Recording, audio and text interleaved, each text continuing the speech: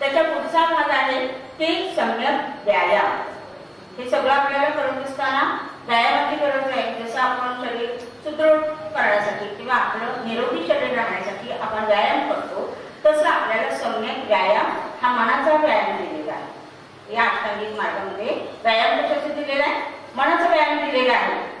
दोन दरवाजा असा बंद आहे, त्याच्यामध्ये दरवाजा मनाचा उघडायचा आहे। जे जे चांगलं आहे ते ते घ्यायचं, जे वाईट आहे ते येऊ द्यायचं। ते येत असेल दरवाजा बंद, हे इतकं सोपं आहे। मनाला व्यायाम द्यायचा आहे तर मनामध्ये चांगले विचार सातत्याने आले पाहिजे। त्यासाठी चांगल्या लोकांचा सहवास आपल्याला असला पाहिजे। जसं आपण व्यवहारामध्ये आल्यानंतर अनेक चांगली लोक आपल्याला मिळतात, चांगले विचार आपल्याला ऐकायला मिळतात, त्यांच्या सहवासात आपल्याला राहता आला पाहिजे। आपल्या शेजारपाजारी सुद्धा चांगल्या असल्या पाहिजे, त्याचाही चांगला सहवास आपल्याला लाभला पाहिजे। नसेल तर त्याच्यात आणण्याचा आपण प्रयत्न केला पाहिजे। असं हे सगळं सम्यक व्यायाम होते। मनावरती हे कार्य आपल्याला करायला सांगितलेलं आहे, मनाला व्यायाम द्यायला सांगितलेला आहे। तो व्यायाम दिल्याशिवाय आपली सम्यक स्मृती जागृत होते। पुढचे जे आपला 7वां अंग आहे ते सम्यक स्मृतीचं आहे। ही सम्यक स्मृती म्हणजे चांगल्या गोष्टींची आठवण। व्यायाम करत असताना काय काय चांगलं आहे ते आठवायचं, त्याला वृद्धिंगत करायचं, त्याला वाढवायचं, म्हणजे खऱ्या अर्थाने ही स्मृती आहे। जे जे आपण चांगले कुशल कर्म करतो आहे, आणखी पुढे कुशल कर्म करण्यासाठी, लोककल्याणाचं काम करण्यासाठी माझ्यामध्ये अशा प्रकारचे खूप स्मृती जागृत झाल्या पाहिजे। त्या स्मृतींची बरीच नावं आहेत, तर ते आपण घेणार नाही कारण आपल्याला वेळ कमी आहे। त्यामुळे ही सम्यक स्मृती जेवढी जागृत ठेवू आपण, त्यानुसार आपल्याला ह्या वरच्या 6 कडे आहेत ते आपल्याला पार पाडता येणार आहेत। आणि 7वी जी कडे आपण पार पाडल्यानंतर पुढचे जे 8वां अंग आहे ते अंग आहे सम्यक समाधी। सम्यक समाधी जेव्हा आपल्याला लाभणार आहे त्यावेळेला त्याच्या आधी, जसं की आपण आनापानसती ध्यान घेतो, मेत्ता भावनेचं आपण ध्यान घेतो, इतरांवर मैत्री करायला आपण शिकतो, तर हे सगळं आपल्याला आलं पाहिजे त्या ध्यानाच्या। त्यानंतरच आपल्याला समाधीचा लाभ होतो। समाधी म्हणजे थोडक्यामध्ये निर्वाण असं आपण म्हणूया की अनंत पदाला आपण जाऊ शकतो।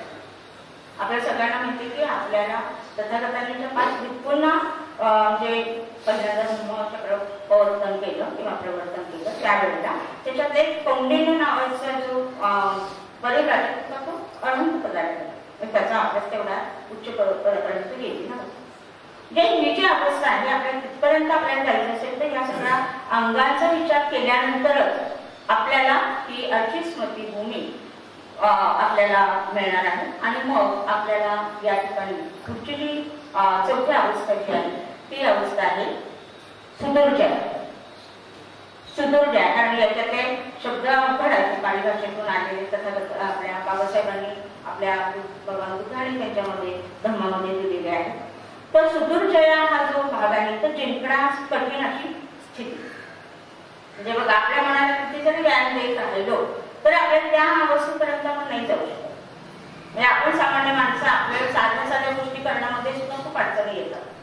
मात्र अशा अवस्था पार करण्यासाठी जिंकण्यास कठीण अशी स्थिती ही आपल्याला जेव्हा मिळवायची असेल त्यावेळेला त्याच्यामध्ये 2 भाग या अवस्थेमध्ये त्या बोधिसत्वाला येतात। त्याच्यामध्ये सापेक्ष आणि निरपेक्ष असे 2 भाग। तसा हा सापेक्ष आणि निरपेक्ष समजायला खूप अवघड आहे, त्याचं विश्लेषण त्याच्यावरती एक प्रवचन होऊ शकतं, पण आपण अगदी थोडक्यात 2 उदाहरणातून बघणार आहोत की आपण जेव्हा पाण्यामध्ये काठी टाकतो, काठी बुडवतो, तर आपण बघितल्यानंतर ती काठी हलताना आपल्याला दिसते।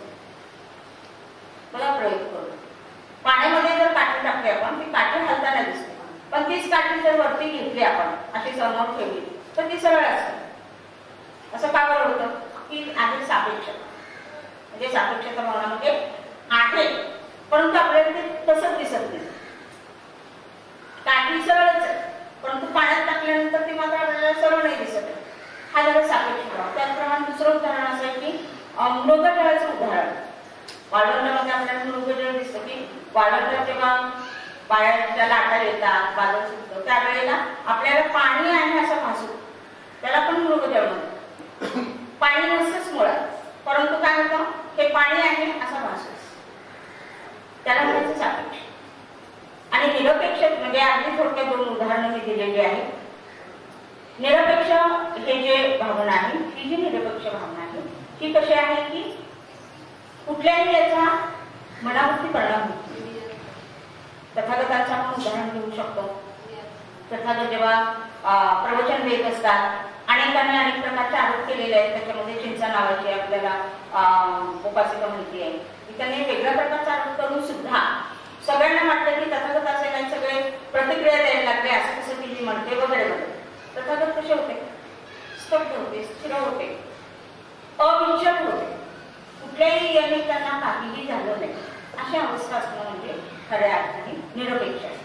जे सुखाचा सुद्धा त्याचा त्यांच्यावर काही परिणाम होत नाही आणि दुःखाचा सुद्धा काही परिणाम होत नाही. कोणी काही बोललेल्याचा काही परिणाम होत नाही. आपल्याकडे टीकाकार खूप आहे, नावं ठेवणारे खूप आहे, चांगलं म्हणणारे कमी आहे. ते चांगलं म्हणणाऱ्याची भावना वाढवण्याचं काम आपल्याला करायचं. ते करणं म्हणजे खऱ्या अर्थाने आपण या अवस्थेकडे जाणं असं आहे. आणि म्हणून अशी निरपेक्ष भावना या अवस्थेमध्ये, पाचव्या अवस्थेमध्ये आपण प्राप्त करू शकतो, म्हणजे बोधिसत्व प्राप्त करू शकतो. पुढची जी 6वी जी आहे अवस्था ती आहे अभिमुखी. अभिमुखी भावना आहे, म्हणजे अवस्था आहे. ही जी अवस्था आहे तर याच्यामध्ये सांगितलेलं आहे उत्क्रांती. बघा, परिवर्तन म्हणजे आपण काय म्हणतो बदल. उत्क्रांती म्हणजे सुद्धा बदल आहे, परंतु तो बदल आहे विकासात्मक बदल. बदल कसा आहे? विकासात्मक. म्हणजे मी आता पहिलीला आहे, पहिलीतून मी दुसरीत चांगल्या मार्गाने पास झाले, तो माझ्या पहिलीच्या अभ्यासाचा दुसरीत गेल्यानंतरचा तो विकास आहे. म्हणजे पहिलीत मला जे कळतं त्यापेक्षा दुसरीत जास्त कळतं, मग 10वीत आणखी जास्त कळतं, कॉलेजला गेल्यानंतर आणखी जास्त कळतो. आपल्या वेळेच्या झाल्यानंतर अनुभवाने आपण समजून होतो आपल्याला त्यांच्यापेक्षा जास्त. मग कधी कधी आपण म्हणतो करून तुला काही कळत नाही, मला तुझ्यापेक्षा जास्त पावसाळा कळतो, असं आपण का म्हणतो? तर आपल्यामध्ये सुद्धा असा बदल घडलेला असतो, अनुभवांचा साठा असतो.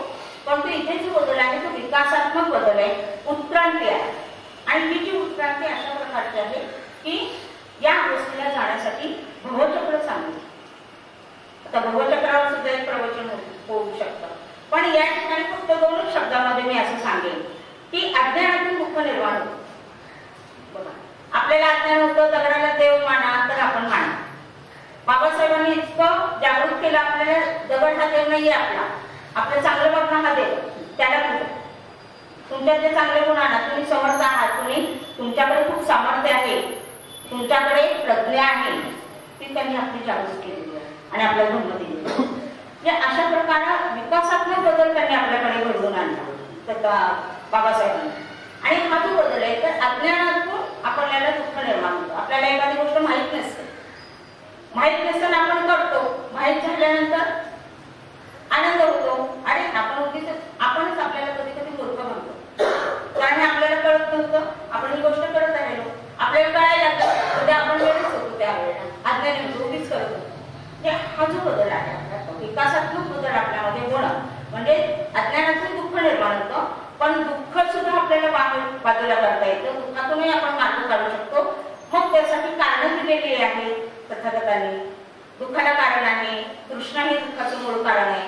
मग ते तृष्णा आपण घडवू शकतो, म्हणजे आपलं दुःख आपल्याला आपण घडवू शकतो, पण ते घडवण्यासाठी हे आर्याष्टांगिक मार्ग जे मगाशी आपण पाहतो.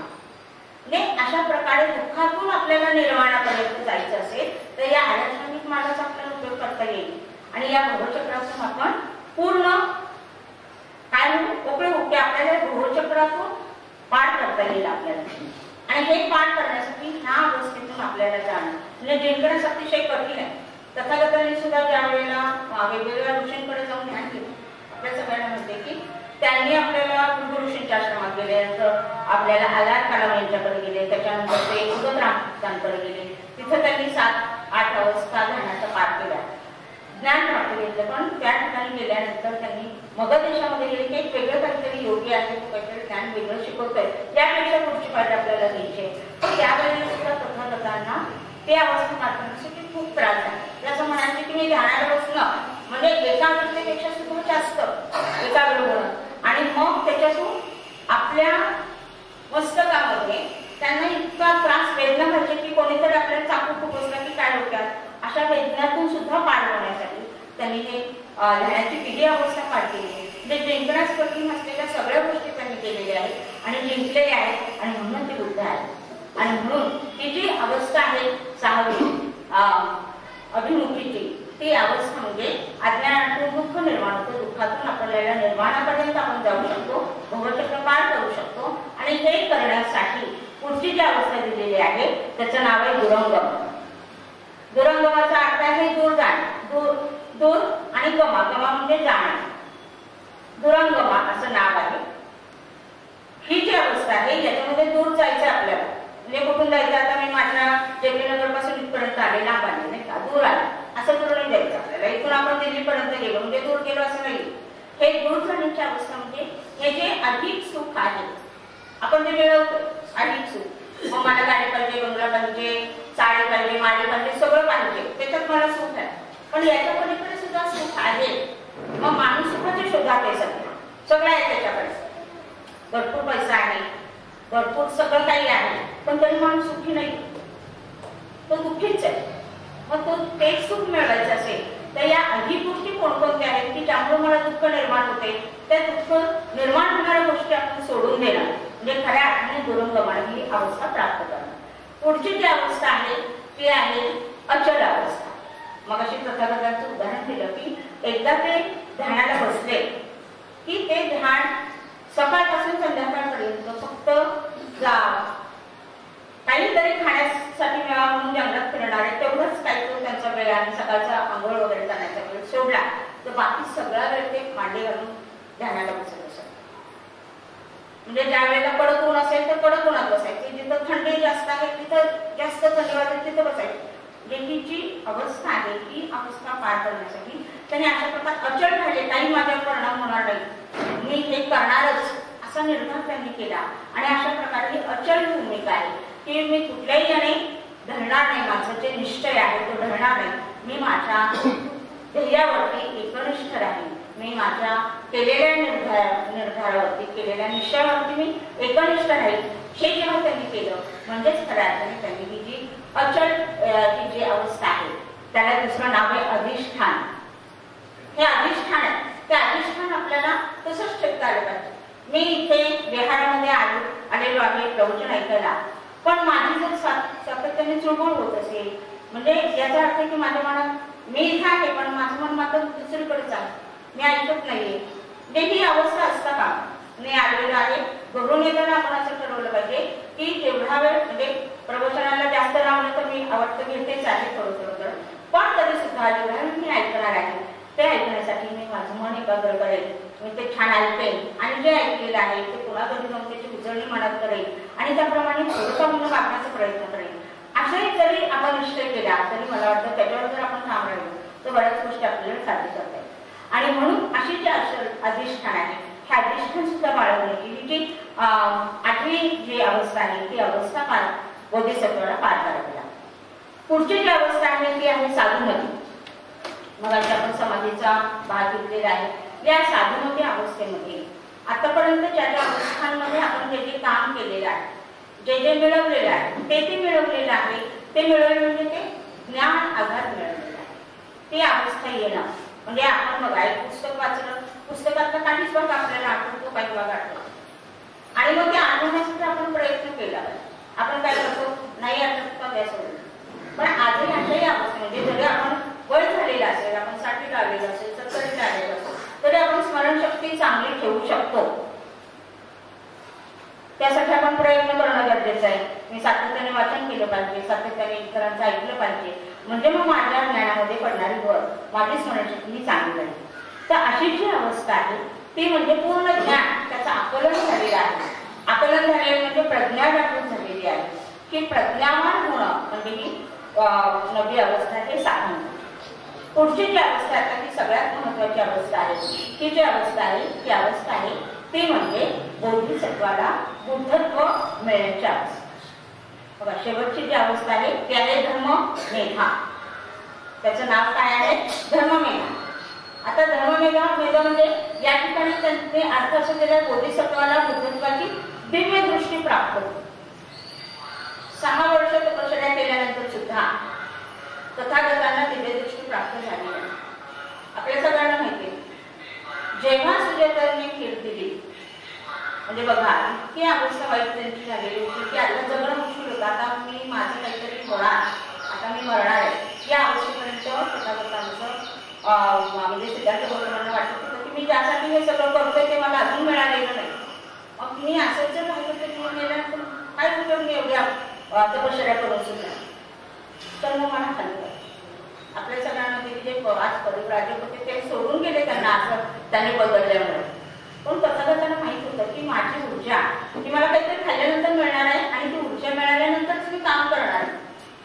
म्हणजे जे मी ध्येय ठरवले मानवाला सुखी करण्याचा जो मार्ग शोधायचा मला, तर मी ती ऊर्जा प्राप्त केल्याशिवाय मला ते करता येणार. आणि म्हणून मग त्यांनी 40 दिवसाला ठेवलेलं अन्न जमा केलं आणि प्रत्येक दिशेला असं त्यांनी ध्यान केलेलं आहे. आणि या मार्गातूनच त्यांना बुद्धित्व प्राप्त झाले. 3 अवस्था म्हणजे धर्ममेधा अवस्था. आणि मग या धर्ममेधा अवस्थेतून बुद्धत्वाची दिव्य दृष्टी त्यांना मिळाली.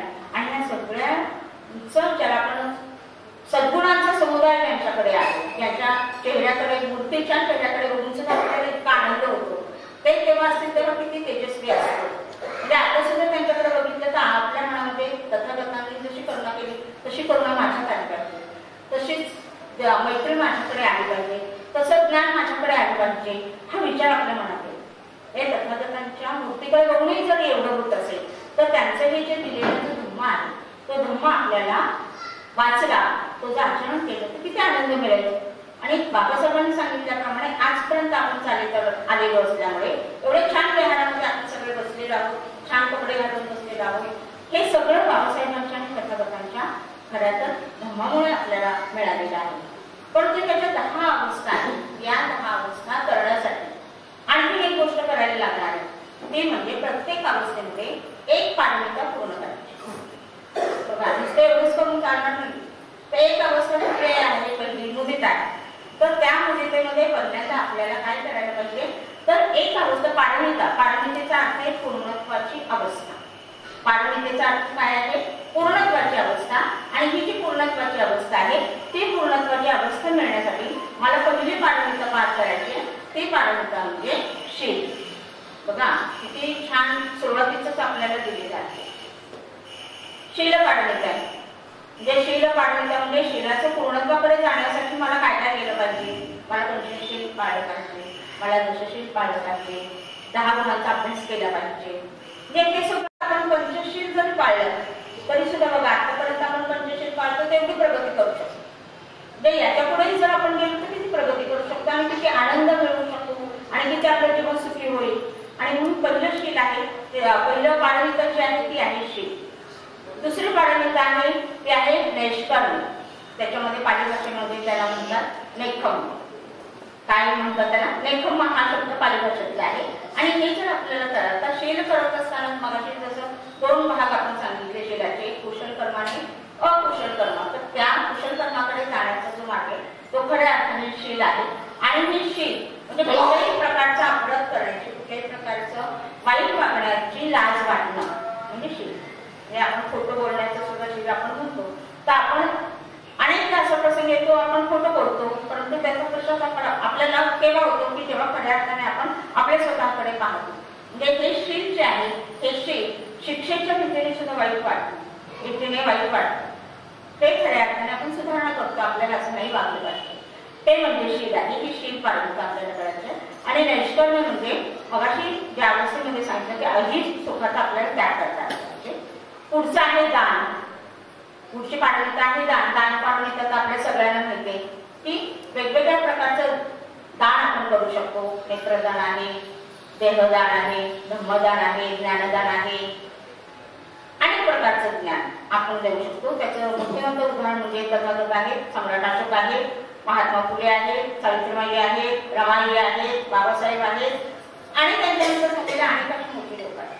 म्हणजे इतकं सगळं त्यांनी स्वतःचं आयुष्य आपल्याला दान दिले, संपूर्ण आयुष्य आपल्याला दान दिलेलं आहे. आणि म्हणून आज आपण चांगले आहोत. आणि हे दान देण्याची वृत्ती आपल्यामध्ये थोडी तर म्हणजे जागृत करणं हे आपलं काम आहे. आणि मग ही अवस्था सुद्धा म्हणजे जे 10 अवस्था आहेत त्या 10 प्रत्येक अवस्थेमध्ये एक पारमिता या बोधिसत्वाला पूर्ण करावी लागते. त्यातली तिसरं पारमिता आहे दान. आणि मग म्हणजे कुठले एखादं दान आहे ते करताना सम्राट अशोकाचं उदाहरण एक छोटंसं मी सांगेन की सम्राट अशोकाने आपलं सगळं ऐश्वर्य देशाला दान केलं. परंतु हे दान करताना ज्या वेळेला त्यांना जेवायला बसायचे, आता राजाच होतं, त्यामुळे सोन्याच्या ताटामध्ये जेवण असायचे. सोन्याचं ताट कोणी आलं त्यांना दान मागायला तर ताटही द्यायचे. असा खजिना सुद्धा खूप चालला होता. शेवटी हे सगळं पुढे अजून आपल्याला हे जर करायचं असेल, समाजासाठी कल्याण करायचं असेल, तर हे सगळं देऊन चालणार नाही. म्हणजे सोन्याच्या ताटावरून चांदीच्या ताटावर, चांदीच्या ताटावर सगळ्यात शेवटी खापराच्या ताटावरती सम्राटा लोकांना अन्न सेवन करावं. इतकी जाण्याची वृत्ती असणं हे आपल्यामध्ये आहे का, हा विचार करणं आपण गरजेचं आहे. पुढची आहे पारमिता वेरे. वेरे पारमिता म्हणजे खऱ्या अर्थाने सामर्थ्य असणं, प्रयत्नशील राहणं आणि हे प्रयत्न करणं की कुठल्याही प्रकारे कसलंही संकट आलं तरी सुद्धा मी माझं काम हे नेटाने पूर्ण करेन. पूर्णत्वास नाही, अनेक अडचणी जरी आल्या तरी त्या अडचणींवर मात करण्याचं कार्य ही वीर्य पारमिता करतात. आणि ही वीर्य पारमिता आपल्यामध्ये आणण्याची गरज असते, ती आपोआप येत नाही. पुढची जी पारमिता आहे ती आहे शांती. शांती म्हणजे त्याचा अर्थ आहे शांती शब्द नाही, शांती असा शब्द आहे. क्ष आणि क्षणातला क्षण, हा जो शांती शब्द आहे त्याचा अर्थ आहे क्षमाशील, म्हणजे माफ कर. हे जे माफ करणं आहे हे आपण करतो का, तर आपल्याला इतरांना माफ करता येतं. हे छोट्या छोट्या चुकीला सुद्धा आपण चूक न करता, इतरांना सुद्धा चूक करू न देता, चूक केली तर त्याला माफ करता आलं पाहिजे मोठ्या मनात. आणि ते माफ करण्याचं म्हणजे शांती हे पारमिता आहे. आणि यासाठी आपल्याला एक महत्वाचं हे सांगितलेलं आहे की कोणाचा द्वेष करू. तथागतांनी सांगितलंय बाबतीमध्ये युद्ध नको बुद्ध हवं, असं का म्हणतो आपण, तर कलहच नको आहे आपल्याला. बुद्धांचा शांतीचा मार्ग आपल्याला हवा आहे. आणि मग आपल्याला जर शांती ही जर पारमिता करायची असेल तर आपल्याला काय केलं पाहिजे, क्षमाशीलतेने वागले पाहिजे, क्षमाशीलतेने केलं पाहिजे आणि तरच आपलं मन शांत होऊ शकतं. दुसऱ्याला आपण चूक केली आणि रागवलो तर त्याचाही आपल्याला त्रास होतो. तर असं न करता म्हणजे या अवस्था ज्या आहेत त्या अवस्थेबरोबर ही सुद्धा पारमिता करता आली पाहिजे. पुढची जी पारमिता आहे सात्विकी आहे सत्य. सत्य म्हणजे खरं बोलणं, कुठल्याही परिस्थितीमध्ये खरं बोलणं, त्याच्यावर मी जास्त न बोलता पुढच्या याच्याकडे जाऊया आपण, पारमितेकडे, अधिष्ठानाकडे. अधिष्ठान म्हणजे अविचल राहणं, जे ठरवलेलं आहे त्या ध्येयावरती ठाम राहणं आणि ते ध्येय पूर्ण करणं म्हणजे अधिष्ठान. पुढचा आहे करुणा, म्हणजे आपल्या मनामध्ये इतरांविषयी करुणेची भावना येणं, दयेची भावना येणं.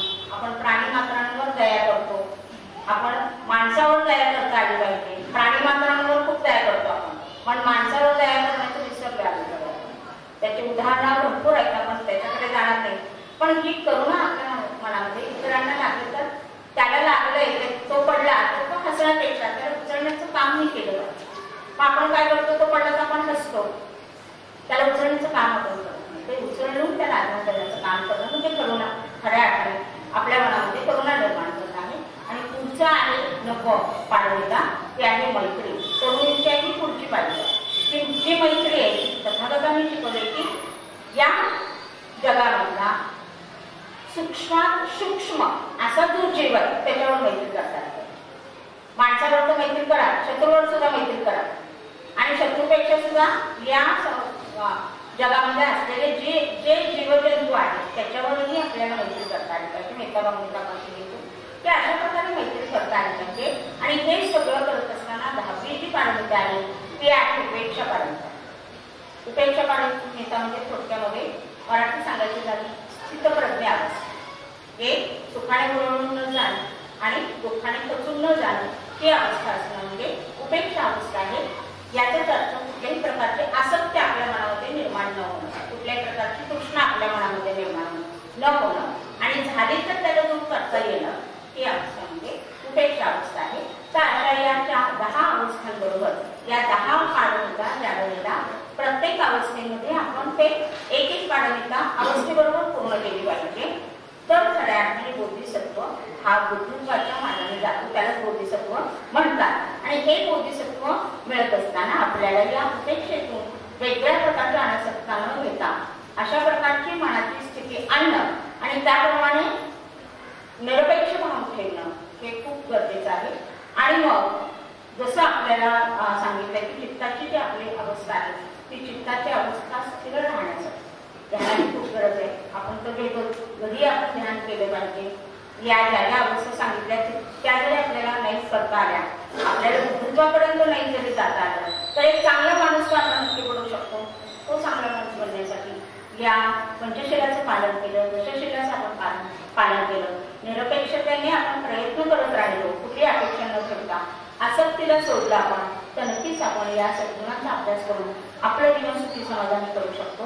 आणि या सगळ्याच्या 10 अवस्था आहेत. या 10 अवस्थांबरोबर 10 पारमिता पूर्ण केल्यानंतरच बोधिसत्व करतो. बोधिसत्व हा बुद्धमन म्हणजे बोधिसत्वाच्या या ज्या 10 अवस्था आहेत या 10 अवस्था आणि 10 पारमितांचा संगम व्हायला लागतो. जे एक अवस्था आहे, एक पारमिता आहे, परंतु ती पूर्ण केली नाही तर त्याला बोधिसत्वाला बुद्धत्वापर्यंत जाता येते. हा एक खूप महत्वाचा भाग या ठिकाणी सांगितलेला आहे.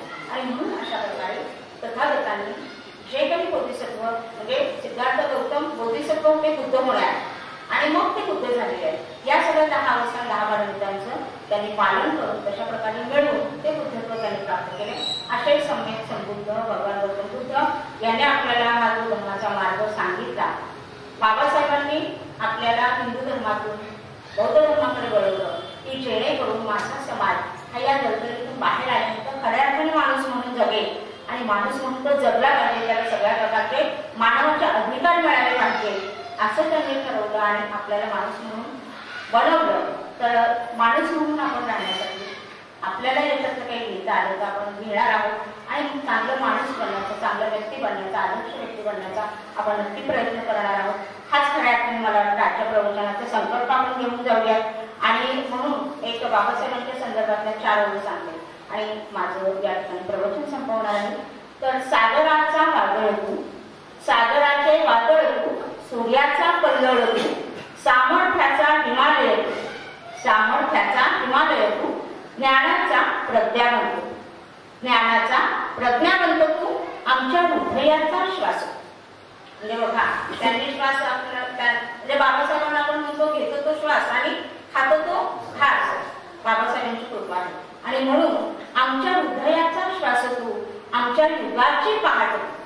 बघा दिवस होताना आपण आधी पहाट होते आणि मग दिवसाला सुरुवात होते. जसं आपल्या आयुष्याची पहाट त्यांनी करून दिलेली आहे ते पूर्णत्वाला नेण्यासाठी आपल्याला प्रयत्न करणं गरजेचं आहे. जे काही माझ्याकडून सांगण्याचा मी प्रयत्न केलेला आहे, जे काही कळलं असेल ते घेऊन जा, नाही कळले इथे सोडून द्या आणि माणूस बनण्याचा प्रयत्न करा. एवढंच या ठिकाणी मी सांगू इच्छिते. आपण सर्वांनी खूप शांतपणे ऐकून घेतलं. मला या ठिकाणी बोलण्याची संधी दिली.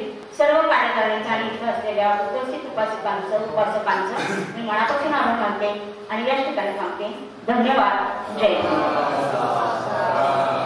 मॅडम, आम्हाला माहित होतं तुम्ही शिक्षिका असल्यामुळे 45 मिनिटं काय आम्हाला सोडणार नाही आणि याच्यामध्ये आपण हा विषय समजायला खूप या ठिकाणी अवघड आहे.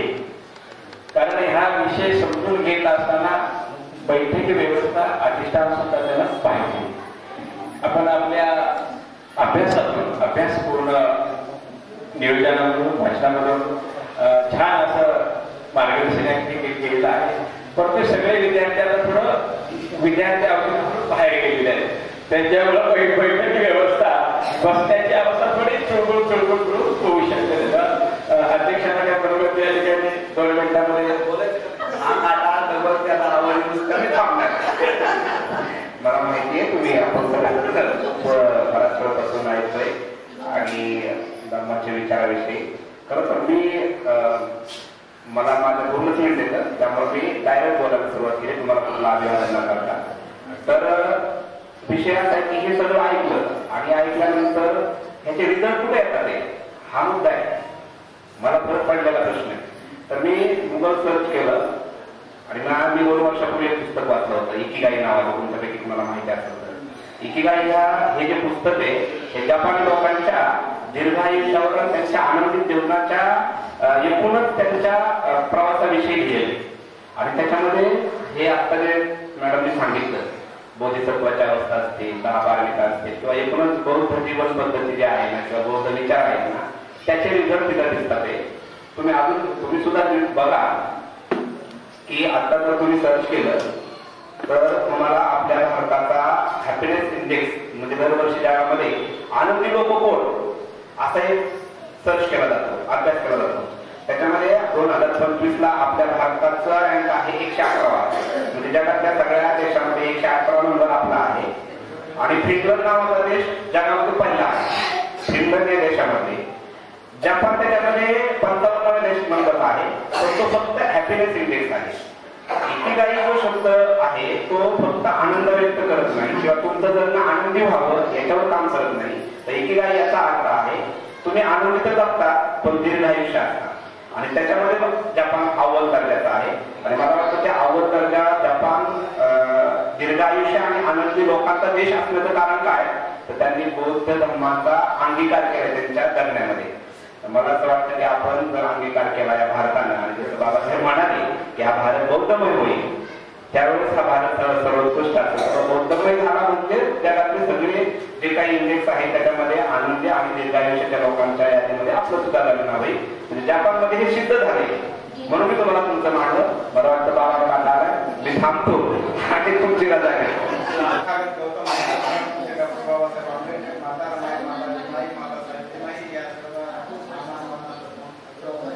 आपण या ठिकाणी सर्वजण लेक्चर ऐकण्यासाठी व्याख्यान ऐकण्यासाठी आपण सर्वजण हजर राहिलात.